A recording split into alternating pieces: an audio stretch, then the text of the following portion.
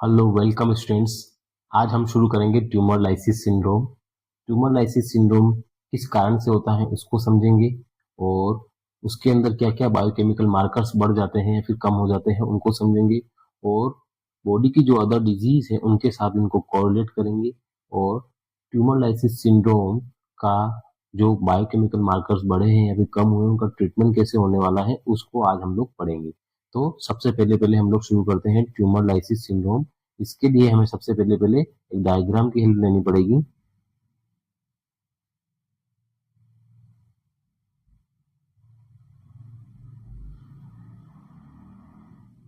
ये हमारा एक ट्यूमर है। तो ये ट्यूमर क्या है, बहुत सारी सेल से मिलकर के बनता है। एक्सेसिव प्रोलिफरेशन ऑफ सेल्स यानी सेल्स के बहुत सारे एक्सेसिव ग्रोथ और उसकी वजह से एक्सेसिव ग्रोथ की वजह से अनकंट्रोल ग्रोथ होती है और एबनॉर्मल ग्रोथ होती है। उसकी वजह से क्या बनता है, ट्यूमर बनता है। और जब ये ट्यूमर बनता है तो ये ट्यूमर ट्यूमर क्या होता है कि बहुत सारी सेल से मिलकर के बना है। तो हो सकता है कि ये सेल जो है बहुत ज्यादा बनना शुरू हो जाए, उससे क्या होगी, से ट्यूमर जो है ऑटोमेटिक रप्चर हो जाए या फिर कोई कीमोथेरेपी देने की वजह से ये ट्यूमर जो है रप्चर हो जाए या फिर रेडियोथेरेपी की वजह से रप्चर हो जाए या फिर कोई एक्सटर्नल प्रेशर की वजह से रप्चर हो जाए। तो जो रप्चर होता है उस रप्चर को बोलते हैं लाइसिस। ठीक है, तो ट्यूमर का टूटना कहलाता है ट्यूमर लाइसिस। ठीक है, तो अब हम लोग इस ट्यूमर के अंदर जो है हमने बहुत सारी सेल्स बनाई है। अगर हम लोग एक सेल को इस ट्यूमर से बाहर निकाल के चेक करें कि इसके अंदर क्या क्या चीजें हैं, तो हमें मिलेगा एक सेल के अंदर क्या क्या मिलेगा। एक तो मिलेगा न्यूक्लियस। क्या मिलने वाला है, एक तो न्यूक्लियस मिलेगा। क्या मिलेगा,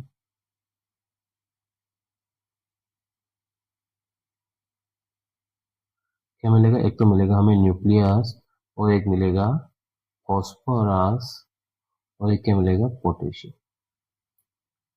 इसके अलावा भी सेल के अंदर बहुत सारी चीजें पाई जाती है, लेकिन जो हमारे इस ट्यूमर लाइसिस सिंड्रोम में जो चीजें काम आने वाली हैं हम लोगों ने उन्हीं उन्हीं चीजों के बारे में बात की है।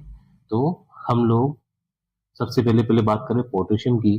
तो पोटेशियम हमेशा सेल के अंदर पाया जाने वाला इलेक्ट्रोलाइट है और सोडियम जो है वो सेल के बाहर यानी ब्लड के अंदर पाया जाने वाला मोस्ट कॉमन इलेक्ट्रोलाइट है। यानी सबसे ज्यादा मात्रा में सेल के अंदर पाया जाने वाला इलेक्ट्रोलाइट है पोटेशियम और फास्फोरस। और ब्लड के अंदर जो पाया जाता है वो पाया जाता है सोडियम। सोडियम ज्यादा होता है और ब्लड के अंदर होता है पोटेशियम। और हर सेल के अंदर क्या पाया जाता है, एक न्यूक्लियस पाया जाता है। ठीक है, तो हमने क्या क्या चीजें ली है, पोटेशियम, फास्फोरस और न्यूक्लियस। ठीक है, तो जब क्या होता है, ये ट्यूमर लाइसिस होता है यानी ट्यूमर रप्चर होता है। तो इस ट्यूमर के अंदर बहुत सारी सेल्स होती हैं, वो सेल्स भी रप्चर होती हैं, फटती हैं। तो जब वो सेल्स रप्चर होती हैं तो उन सेल के अंदर से क्या क्या चीजें निकलती हैं, ये फॉस्फोरस बाहर निकलेगा, पोटेशियम बाहर निकलेगा और न्यूक्लियस बाहर निकलेगा। तो जब ये बाहर निकलेगा तो कहाँ जाएगा, ये जाएगा ब्लड के अंदर।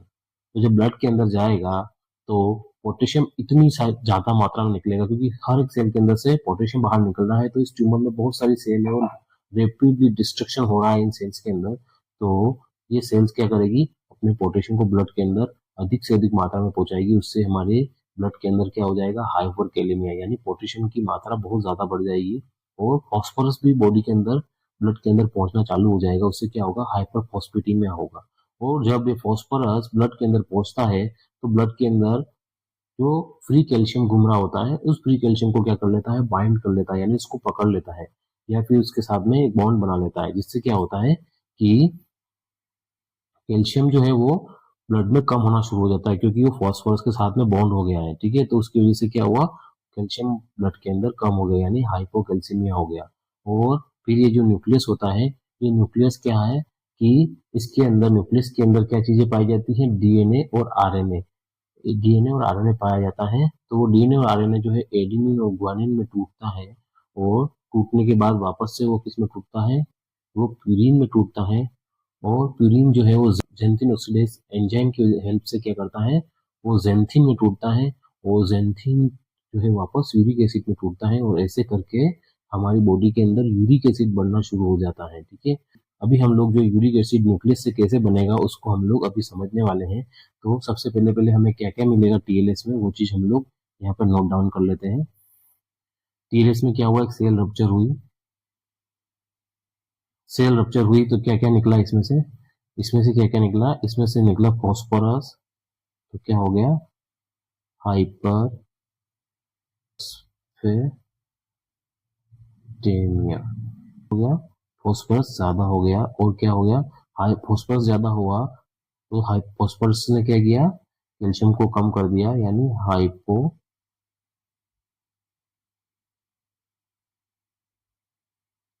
हाइपोकैल्सीमिया, यानी कैल्शियम कम हो गया। क्यों कम हुआ, क्योंकि फॉस्फोरस ने उसको बाइंड कर लिया। और क्या हुआ इसके बाद, हाइपरकैलेमिया, क्या हुआ, ठीक है। और उसकी वजह से फिर क्या हुआ, हाइपर यूरेसीमिया।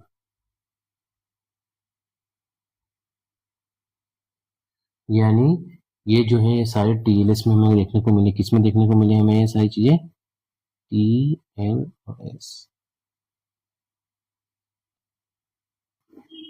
हमें सारी चीजें ट्यूमर लाइसिस सिंड्रोम के अंदर देखने को मिला, हाइपरफॉस्फेटेमिया, हाइपोकैल्सीमिया और हाइपरकैलेमिया और हाइपरयूरेसीमिया। इसके अंदर क्या हो गया, फॉस्फेट जो है वो बढ़ गया और कैल्शियम इसके अंदर कम हो गया और पोटेशियम इसके अंदर बढ़ गया और यूरिया भी इसके अंदर बढ़ गया। तो ये की ये चीजें जो टीएलएस में हमने देखी है, ये चीजें हमें और एक जगह और देखने को मिलती है, वो है क्रोनिक किडनी डिजीज। क्या है, सेम टू सेम, दोनों के अंदर सेम टू सेम पैरामीटर्स होते हैं सब, इनके दोनों के अंदर क्या होता है, टीएलएस और सीकेडी के अंदर ये सारी चीजें बढ़ जाती हैं और सिर्फ कैल्शियम जो है वो कम हो जाता है। ये होता है क्रोनिक किडनी डिजीज और टीएलएस में, ठीक है। तो इन दोनों को हमने अच्छे से कोरिलेट कर लिया। अब हाइपरफॉस्फेटेमिया और ये सब चीजें जो हैं, ये टीएलएस में तो इसलिए बढ़ रही हैं क्योंकि ट्यूमर रप्चर हुआ, उसकी वजह से जो है सेल के अंदर से सारे बाय प्रोडक्ट बाहर निकल रहे हैं, उसकी वजह से ये सारी चीजें हो रही हैं। और क्रोनिक किडनी डिजीज में क्या होता है कि जो बॉडी के अंदर जो वेस्ट प्रोडक्ट्स होते हैं, ये वेस्ट प्रोडक्ट जो होती है किडनी, इनको ब्लड यूरिन के थ्रू बाहर नहीं निकाल पाती है क्योंकि किडनी खराब हो चुकी है। उसकी वजह से क्या होता है, ये बॉडी के अंदर इकट्ठा होते रहते हैं, उसकी वजह से हाइपरफॉस्फेटेमिया, हाइपोकैल्सीमिया, हाइपरकैलेमिया और हाइपोयूरेसीमिया जैसी चीजें देखने को मिलती है, ठीक है। तो इन दोनों को हम लोगों ने अच्छे से कोरिलेट कर लिया। अब हम लोग चलते हैं इनकी डिजीज कंडीशन की तरफ। अगर ये कंडीशन जैसे मान लीजिए हाइपरफॉस्फेटेमिया, हाइपरफॉस्फेटेमिया का हमने अगर ट्रीटमेंट नहीं किया तो क्या होगा, और हाइपोकैल्सीमिया का ट्रीटमेंट नहीं किया तो क्या होगा, और हाइपरकैलेमिया का ट्रीटमेंट नहीं किया तो क्या होगा, और हाइपरयूरेसीमिया का ट्रीटमेंट नहीं किया तो क्या होगा, और सबसे पहले कौन से इलेक्ट्रोलाइट का ट्रीटमेंट करना है और क्यों करना है, किसको प्रायोरिटी देनी है, ये हम लोग अभी पढ़ते हैं, ठीक है।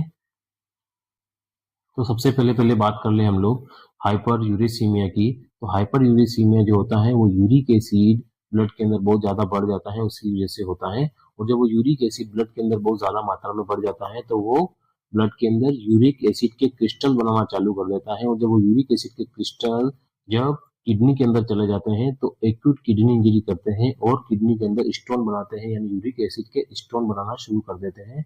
और इसके अलावा ये क्या करते हैं, ये जब जॉइंट्स के अंदर जाते हैं तो बॉडी की जॉइंट्स के अंदर जाकर के क्या करते हैं, गोटी अर्थराइटिस कराते हैं। और यही यूरिक एसिड के जो क्रिस्टल्स हैं, ये स्किन, यानी स्किन के साथ पसीने के साथ जब ब्लड से बाहर निकलते हैं, स्किन के साथ बॉडी से जब बाहर निकलते हैं पसीने के साथ, तो ये क्या करते हैं, स्किन पे यूरिक एसिड जम जाता है और वो व्हाइट और पीले कलर का ऐसा लगता है जैसे बर्फ की झिल्ली जम गई हो, वैसा लगता है। इसलिए इसको यूरेनिक फ्रोस्ट बोला जाता है, जो स्किन पे यूरिक एसिड जम जाता है हाइपर यूरेसीमिया का। क्योंकि ट्रीटमेंट नहीं किया तो एक्यूट किडनी इंजरी कर सकता है, ठीक है। इसके लिए हमें इसका ट्रीटमेंट करना पड़ेगा। और हाइपर फास्फेटीमिया, अब हम दूसरी चीज पे चल रहे हैं, हाइपर फास्फेटीमिया। तो हाइपर फास्फेटीमिया का ट्रीटमेंट करना इसलिए जरूरी है कि अगर इसका ट्रीटमेंट नहीं किया तो ये भी किडनी के अंदर स्टोन कर सकता है, इसलिए इसका भी ट्रीटमेंट करना पड़ेगा। और हाइपोकैल्सीमिया का ट्रीटमेंट भी करना पड़ेगा, क्योंकि हाइपोकैल्सीमिया का ट्रीटमेंट नहीं किया तो इसकी वजह से क्या हो सकता है, मस्कुलर स्पाज्म हो सकता है, चेहोस्टिक साइन आ सकते हैं, या फिर पेशेंट के अंदर सीवियर कंडीशन में सीजर्स भी आ सकते हैं।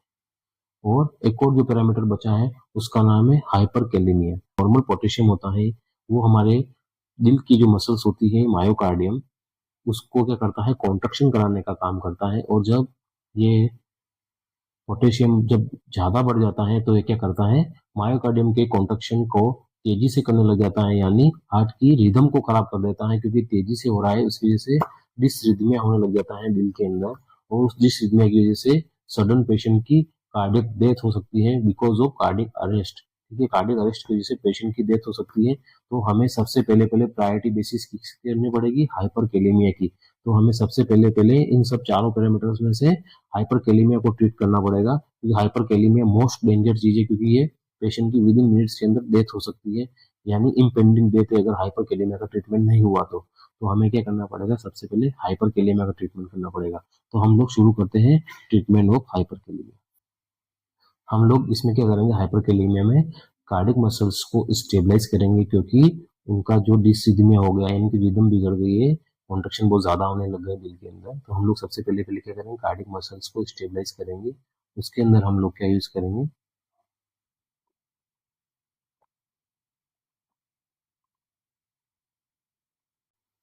हम लोग इसमें क्या यूज करेंगे, इंजेक्शन कैल्शियम ग्लूकोनेट यूज करेंगे। इंजेक्शन कैल्शियम ग्लूकोनेट यूज करेंगे 10% वाला, इन 10 ml D5, यानी 10 ml D5 लेंगे, इसमें डाइल्यूट करेंगे और 10 मिनट के अंदर इसको ट्रांसफ्यूज कर देंगे। ठीक है, तो ऐसे करके हम लोग 10 मिनट के अंदर कार्डियक मसल्स को स्टेबलाइज कर देंगे।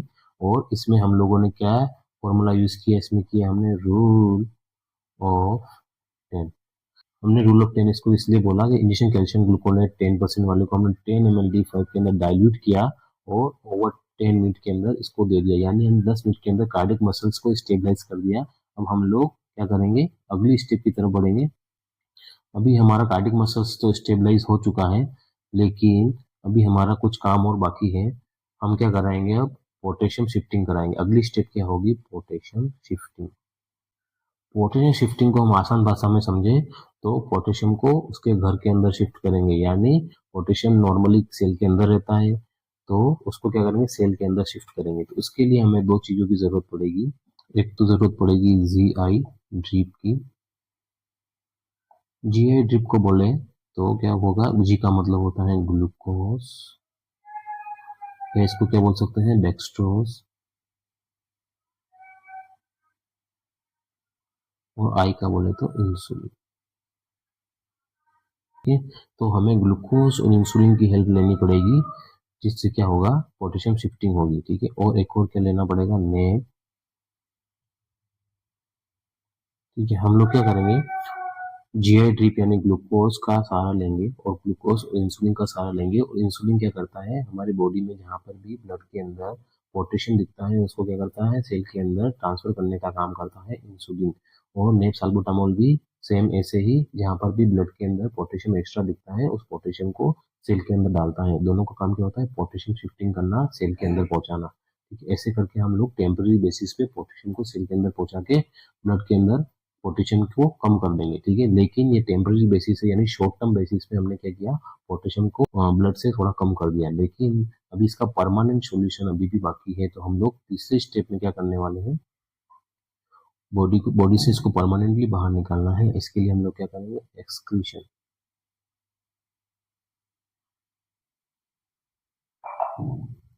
हम लोग एक्सक्रीशन ऑफ पोटेशियम करेंगे। उसके लिए हमें किस किस चीज की जरूरत पड़ेगी, हमें सबसे पहले पहले जरूरत पड़ेगी लूप डायोटिक्स की। ठीक है, लूप डायोटिक्स की जरूरत पड़ेगी। और लूप डायोटिक्स में किसकी जरूरत पड़ेगी, फुरुसेमाइड,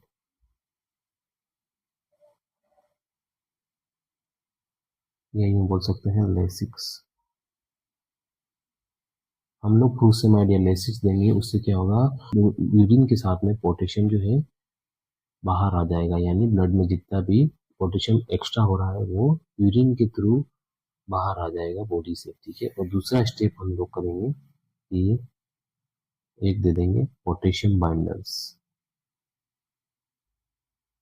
इसमें हम लोग क्या करेंगे, पोटेशियम बाइंडर्स को देंगे, पेशेंट को गिलास पानी के अंदर क्या करेंगे, पोटेशियम बाइंडर्स को मिलाएंगे और पेशेंट को पीने के लिए बोलेंगे। और जैसे पेशेंट पोटेशियम बाइंडर्स पिएगा तो उसके GI ट्रैक के अंदर जितना भी पोटेशियम फ्री घूम रहा है वो पोटेशियम क्या होगा, इस पोटेशियम बाइंडर से बाइंड हो जाएगा, यानी जुड़ जाएगा, या फिर एक बॉन्ड बना लेगा और निष्क्रिय हो जाएगा, इनएक्टिव हो जाएगा और स्टूल के द्वारा बॉडी से बाहर चला जाएगा। ऐसे करके हमारी बॉडी से पोटेशियम बाहर निकल जाएगा। ठीक, और फिर हम लोग क्या करने वाले हैं,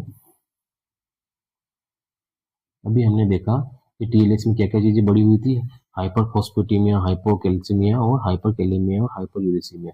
तो अभी हमने हाइपरकैलेमिया यानी पोटेशियम का ट्रीटमेंट किया, उसकी वजह से क्या हुआ, हाइपोकैल्सीमिया का ट्रीटमेंट भी हो गया। वो कैसे हुआ अभी मैं आपको बताता हूँ। जैसे हमने क्या किया, इसमें स्टेबलाइज कार्डियक मसल्स किया। उसके लिए हमने क्या किया, इंजेक्शन कैल्शियम ग्लूकोनेट दिया। तो उस इंजेक्शन कैल्शियम ग्लूकोनेट ने क्या कर दिया, बॉडी में जो कैल्शियम की कमी हो रही थी उसको भी पूरा कर दिया। तो अब हमें कैल्शियम की कमी को पूरा करने के लिए कोई अलग से ट्रीटमेंट करने का जरूरत नहीं है। वो इसी ट्रीटमेंट के साथ में वो भी क्योर हो गया। ठीक है, तो अब हमें क्या करना पड़ेगा, अब हमें करना पड़ेगा हाइपरफॉस्फेटेमिया का ट्रीटमेंट। तो हम लोग अब ट्रीटमेंट करते हैं हाइपरफॉस्फेटेमिया का। ठीक है, ट्रीटमेंट ऑफ, हम लोग क्या करेंगे, ट्रीटमेंट ऑफ हाइपरफॉस्फेटेमिया करेंगे। ठीक है, तो इसमें क्या करेंगे हम लोग, इसमें कुछ नहीं, ज्यादा कुछ करने का जरूरत नहीं है। इसमें पेशेंट को बोलना है कि आप प्लेंटी ऑफ फ्लूइड पियो, ज्यादा पानी पियो। पेशेंट को इंकरेज करना है प्लेंटी ऑफ फ्लूइड के लिए। पेशेंट को बोलना है ज्यादा पानी पियो। और क्या करेंगे इसके लिए, फॉस्फेट बाइंडर्स दे देंगे। क्या दे देंगे, फॉस्फेट बाइंडर्स।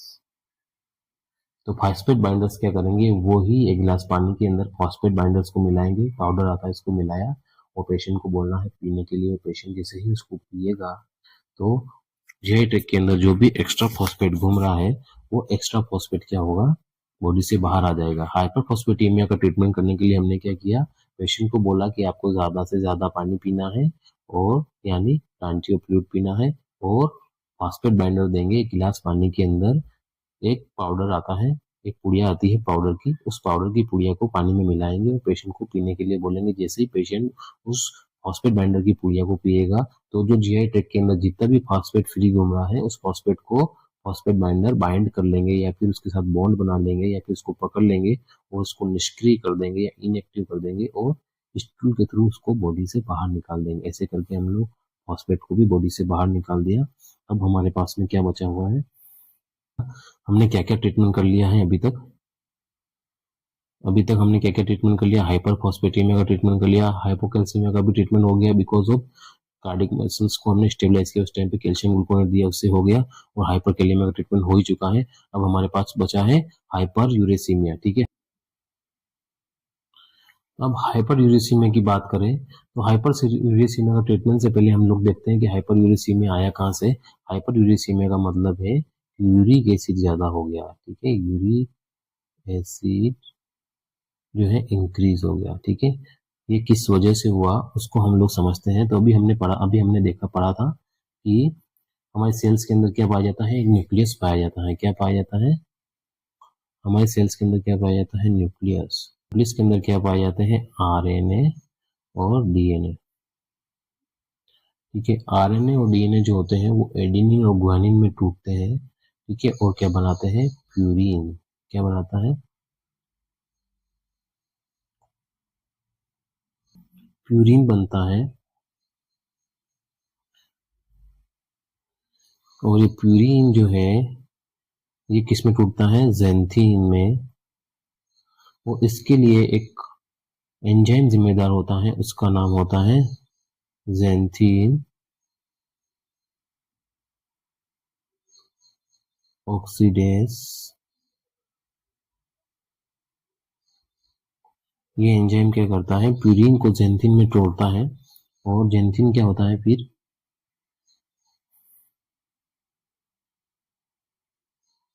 यूरिक एसिड में कन्वर्ट हो जाता है।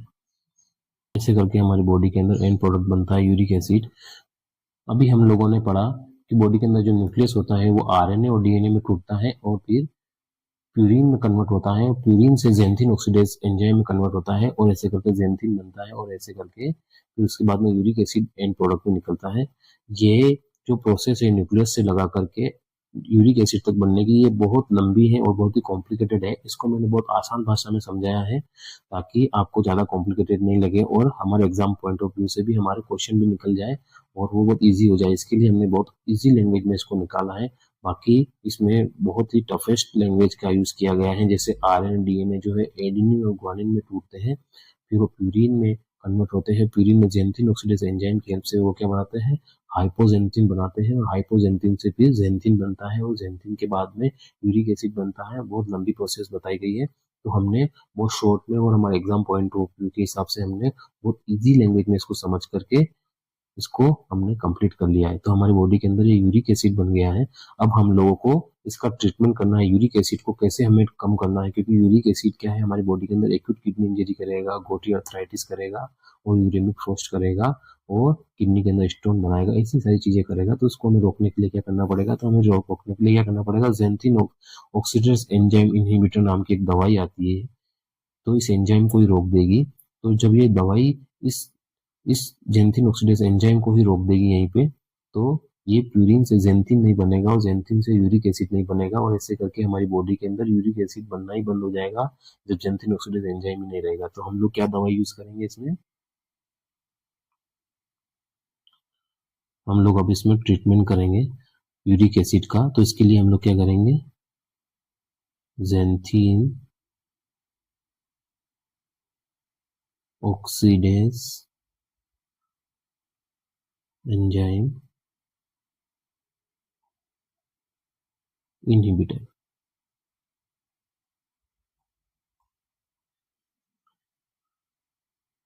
जब ये दवाई देंगे तो दवाई क्या करेगी, इसको ज़ैंथिन ऑक्सीडेज एंजाइम को इनहिबिट कर लेगी, और इस दवाई का नाम क्या है, इस दवाई का नाम है एलोपिरिनोल। ठीक है, हम लोग ये एलोपिरिनोल देंगे तो ये यूरिक एसिड जो है ये बनना ही बंद हो जाएगा, because of xanthine oxidase enzyme जो है, यहाँ पे ज़ैंथिन ऑक्सीडेज एंजाइम क्या कर रहा था, प्यूरिन को ज़ैंथिन में तोड़ के यूरिक एसिड में कन्वर्ट कर रहा था। तो ये कन्वर्ट होना ही बंद हो जाएगा, तो बॉडी के अंदर यूरिक एसिड ही बनेगा। तो ऐसे करके हम लोग एलोपिरिनोल से काम चला लेंगे। ठीक है, और ये एलोपिरिनोल जो है also drug of choice in also DOC in chronic got.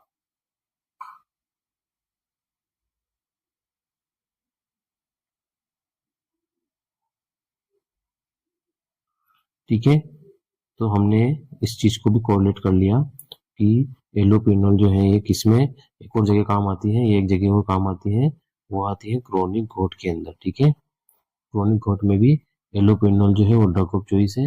अब हमने क्रोनिक गॉट की बात कर ली है, तो अब हम लोग बात करेंगे एक्यूट गॉट। ठीक है, ये हमारा टीएलएस का पार्ट नहीं है, लेकिन हम लोग इसको कोरिलेट कर रहे हैं ताकि हमें अच्छे समझ में आए। तो एलोपिरिनोल जो है क्रोनिक गॉट में भी ड्रग ऑफ चॉइस है। ठीक है, और अगर एक्यूट ग्रोथ होगा, एक्यूट ग्रोथ में हम लोगों को एंडोमेथासिन देनी पड़ेगी। एंडोमेथासिन जो है वो ड्रग ऑफ चॉइस है एक्यूट गॉट के अंदर। ठीक है, तो हमने ऐसे करके ये यूरिक एसिड का ट्रीटमेंट कर लिया। अब हम लोग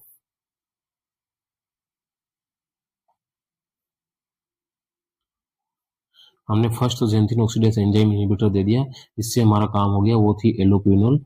अब अगर इससे भी हमारा काम नहीं बनेगा तो हम लोग एक और सेकेंड दवाई दे देंगे। ठीक है, उसका नाम है इंजेक्शन रेस ब्यूरिकेस। ठीक है, इंजेक्शन रेस ब्यूरिकेस देंगे तो ये रेस ब्यूरिकेस क्या करेगा, जो यूरिक एसिड है, यूरिक एसिड को ये कन्वर्ट कर देगा एलेंटोइन।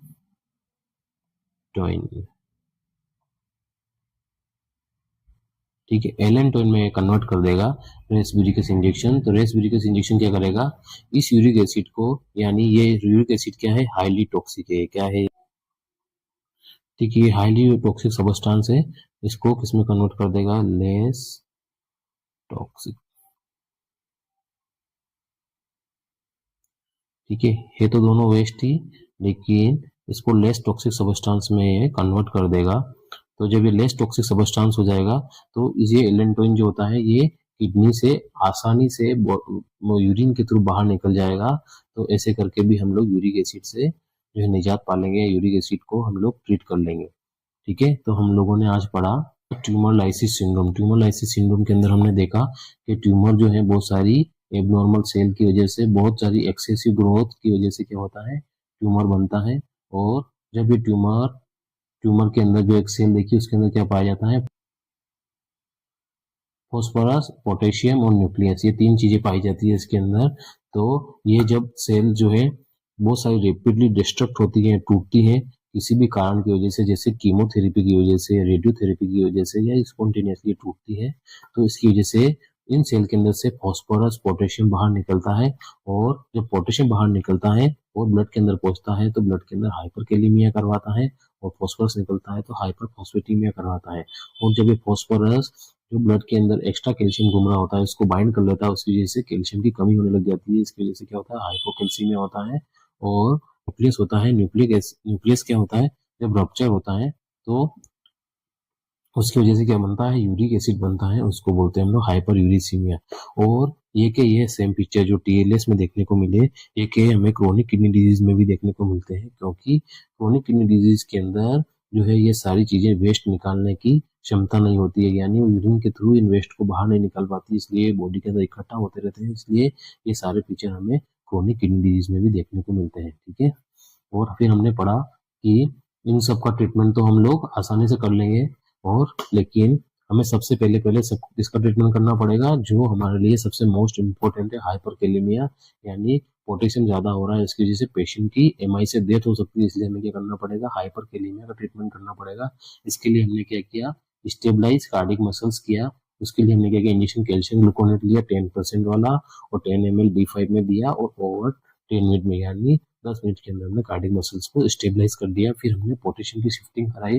पोटेशियम शिफ्टिंग के लिए हमने ग्लूकोज और साल्बुटामोल का सहारा लिया, उससे हमने पोटेशियम को सेल के अंदर भेज दिया। लेकिन ये एक टेम्पररी बेसिस पे काम हुआ, यानी शॉर्ट टर्म बेसिस पे काम हुआ, क्योंकि पोटेशियम है तो बॉडी के अंदर, वो जब बाहर आएगा तो वापस से नुकसान पहुंचाएगा, इसलिए हमने इसको परमानेंट निकालने का सोचा। उसके लिए हमने क्या किया, पोटेशियम का एक्सक्रीशन करवाया। उसके लिए हमने लूप डायरेटिक्स का सहारा लिया। उसके लिए हमने इंजेक्शन फ्रूसेमाइड लिया या टेबलेट फ्रूसेमाइड ली, उससे हमने पेशेंट को ज्यादा यूरिन करवाया, और यूरिन के साथ में पोटेशियम बाहर निकल गया, और पोटेशियम बाइंडर्स दिए, जिससे हमारे जेट ट्रैक के अंदर जो है वो जितना भी पोटेशियम फ्री घूम रहा था उसको जो है बाइंड किया पोटेशियम बाइंडर्स ने, और बॉडी से बाहर निकाल दिया। उसके बाद में हमने जो है हाइपरफॉस्फेटेमिया का ट्रीटमेंट किया। उसके लिए हमने फॉस्फोरस के बाइंडर्स दिए, और क्या किया, बहुत ज्यादा पानी पीने के लिए बोला, उससे वो स्टूल और यूरिन के द्वारा बॉडी से बाहर निकल गया। और उसके बाद में हमने क्या किया, हाइपर यूरिसीमिया का ट्रीटमेंट किया। तो हाइपर यूरिसीमिया ट्रीटमेंट करने से पहले हमने समझा कि न्यूक्लियस से आरएनए, और आरएनए से प्यूरिन, और प्यूरिन से जेंथिन ऑक्सीडेज एंजाइम की हेल्प से जेंथिन कैसे बना, और जेंथिन से यूरिक एसिड कैसे बना, ये हमने समझा। और जब ये यूरिक एसिड बन गया तो यूरिक एसिड की वजह से क्या क्या नुकसान हुआ उसके बारे में हमने पढ़ा।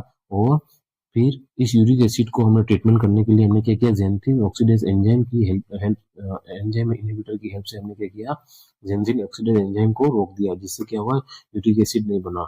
और उस दवाई का नाम था हमारा एलोप्यूरिनोल। ठीक है, और ये एलोप्यूरिनोल जो है गोटी अर्थराइटिस में भी ड्रग ऑफ चॉइस का काम करती है।